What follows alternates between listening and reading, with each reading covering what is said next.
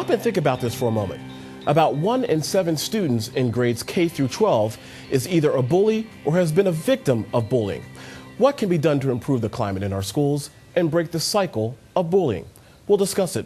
Hello, everyone, and welcome to Comcast Newsmakers. I'm Robert Trainum. Joining me is Mary Broderick, President of the National School Boards Association. Ms. Broderick, welcome to the program. Thank you, Robert. Pleasure to be here. It's unbelievable what I said a few moments ago about the number of individuals K through 12 who have experienced bullying. First and foremost, what is bullying? Bullying is when any child is made to feel less than equal or harassed in any way. It's when one tries to exert power over another. And what happens when students are unhappy in their environment, whether that be in the school place, whether that be at home, wherever there perhaps may be a cycle or an environment of bullying?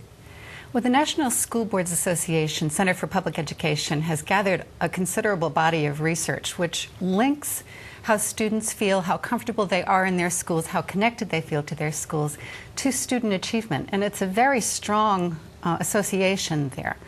How do you measure bullying? How do you know when a student is being bullied, especially if, in fact, they don't even know that they're being bullied and or they don't communicate to their friends, to their family, or to their teachers or loved ones that they're being bullied? That's a very interesting question. I have a personal example of that. Please explain. Well, my son was a middle school student, and I got a call from his team of teachers who wanted me to come and talk with them about the fact that they thought my son was being bullied. And they wanted him to know that they were there to support him if he ever felt that his back was against a wall. So I'm not sure that my son would necessarily have defined it as bullying, but they saw that he was being harassed by another student. Interesting. You know, I read a statistic the other day that 160,000 students on average either do not go to school on a daily basis because they're afraid, literally and figuratively, of going to school. That's an unbelievable number. And it is an issue that we are working hard to address as school board members and the National School Boards Association.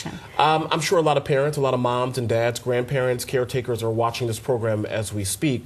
Talk to them for a moment. What can they do? What are the signs of bullying, and what can they do to stop this with a loved one?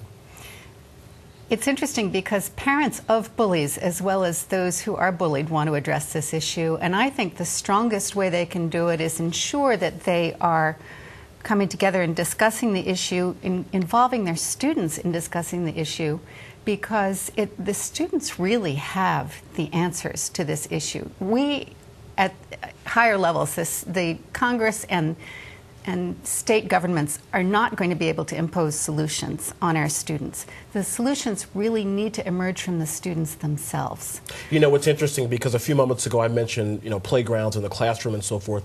That, in my mind, is the traditional place, if you will, where bullying happens. But we now live in an age where there's a lot of social networking, where the internet is pretty much our best friend in some cases. Talk to us about cyberbullying. What is that specifically, and how do you measure that? Again, cyberbullying is when you try to intimidate another, or you are spreading information about another that may or may not be true, but that is hurtful to the other through technology. And certainly it is a major issue. It's a social issue, beyond school issue, and we try to address that by ensuring students are aware of ethical behavior on the internet, that they understand core character values of fairness and kindness and caring and responsibility and respect for yourself and for others. So we have about 30 seconds left. Talk to us very briefly about your Students on Board project. National School Boards Association is partnering with the Pearson Foundation in their Million Voices project to give school board members some tools to talk with students in their districts to understand the climate of the schools and help students be part of the solution. Great. They can go to nsba.org in order to get information about that. Thank you very much. I really appreciate it. Of course, thank you for joining us for this edition of Comcast Newsmakers. I'm Robert Trainum. Have a great day, everybody. We'll see you next time.